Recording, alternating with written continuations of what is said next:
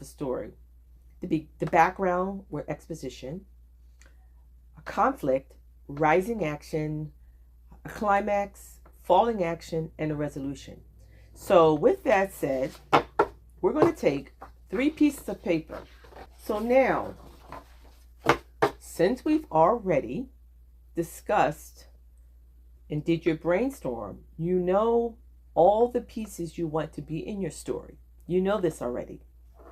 So what you're going to do is take each part of your story and just begin to write what goes in the background. In my story about my little bird was the boy heard the sound. So I'm going to write the boy heard a loud sound. Okay.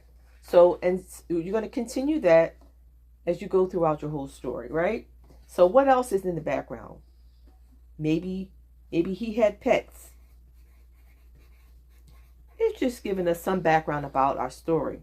And so then next is conflict.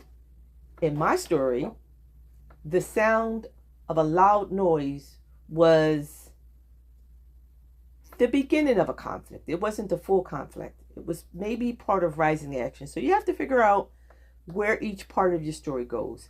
And once you have done that, I want you to, once you've done all that, now this should be full of your notes from your brainstorm, okay? So how is your story going to end? That's your resolution. How is it going to be at the most exciting point of the story? That's your climax, okay? So what about the rising action?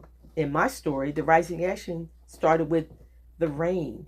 As the rain came down, there was thunder, there was lightning, and the creek started to rise.